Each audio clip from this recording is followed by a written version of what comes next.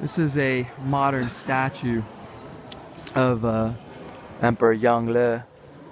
Weighs over 10,000 pounds. They put it in 1998 here in the Great Hall of the Changping tomb. This is the Ming tombs, Mingling, where the 13 of the 16 of the emperors are buried of that dynasty, which ran from 1344 to 1644.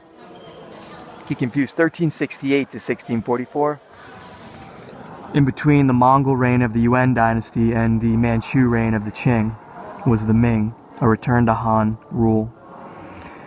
So this complex here was built up against the mountains for its good feng shui, wind and water, which is the geomancy of ancient Chinese belief that's still practiced today. People arrange their apartments according to it. I took a course in it when I was in Hong Kong, just a morning lecture, introduction, through the Hong Kong Tourism Board. But it's heavily involved in superstition. And this model shows what it would have looked like at a 1 to 4,000 scale. I don't think they would have had a reservoir back then, but according to this they did. This model. The train station, which is, I don't know, about a 40-minute ride from Beijing North Railway, is Changping Railway. And then we took bus 314 up around this way.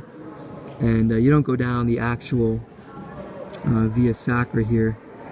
The Sacred Way is modern, is a pedestrian path, and the modern roads go around it, parallel it.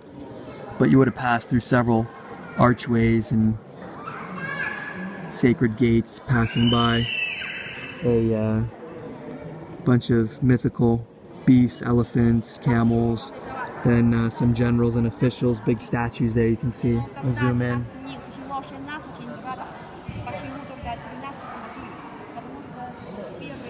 And then eventually you can see they're arranged in an arc here, all the different Ming tombs. Only 3 are excavated and open. Well, they're all open, you can walk around them, but only 3 are like this with exhibits to see. So we're here at Changping for the first Ming ruler, and then the other 2 are here that you want to see, Zhouling and Dingling. Dingling's got a cafe and museum and a little village next to it. The through ticket for all of them is 135 yuan. It includes a lunch at the canteen, either here at Dingling. And then they've got a bunch of jade from the Capital Museum and the Beijing National Museum and Art Museum on loan in these exhibits, which I didn't see anything that was like mind-blowing. Then they got some stuff there on Zheng He, who was the eunuch Muslim that was captured during the Yongle reign and rose up to become a admiral, diplomat, and went on his famous 7 voyages to the Southeast Asian countries and African countries. He got as far as Mogadishu in Somalia, what's today Somalia. But he was a eunuch of the ethnic minority, the Hui people, which have been integrated for about 1,000 years, mixed with the Han. Today they're indistinguishable as an ethnicity, unlike the Uyghur, which are up in Xinjiang. They're the separatists, the Uyghur Muslims, that are causing some problems now. Here's one of his ships. They had some of the biggest ships in the world at the time. And as a former Navy person, they're amazing to me because you could unfurl these sails without a lot of rigging because of the bamboo cross structure there. You could pull them up and down like a Venetian blind.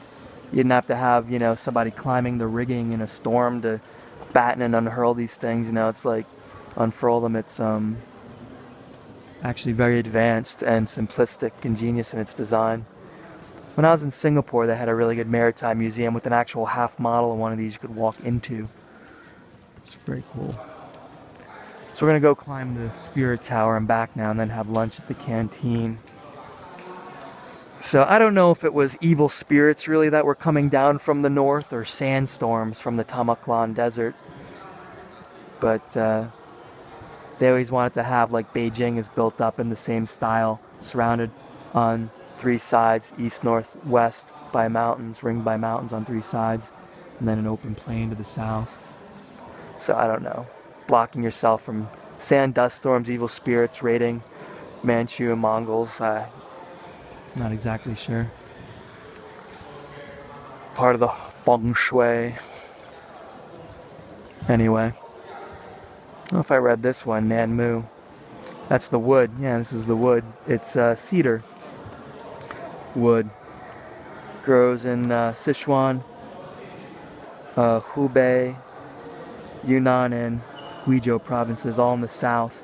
I think that's what it means. Nan is south, and Mu, I think, is wood, so wood from the south. Transportation was difficult for getting it up here. It's amazing that it survives. Yeah, see, it's from the south. It's Sichuan, Hubei, Yunnan, Guizhou, where it grows. Pretty cool. And you can see the dugong brackets clearly too.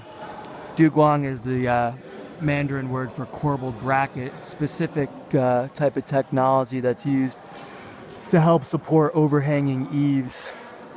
You see them more noticeably on the outsides of the building. Sometimes they're built up into several tiers. Here there's only 2 or 3 of them, but they use a system of bracketing to transfer the load from the post and lintel to the overhanging eaves that are on the pavilions of classic traditional Chinese architecture.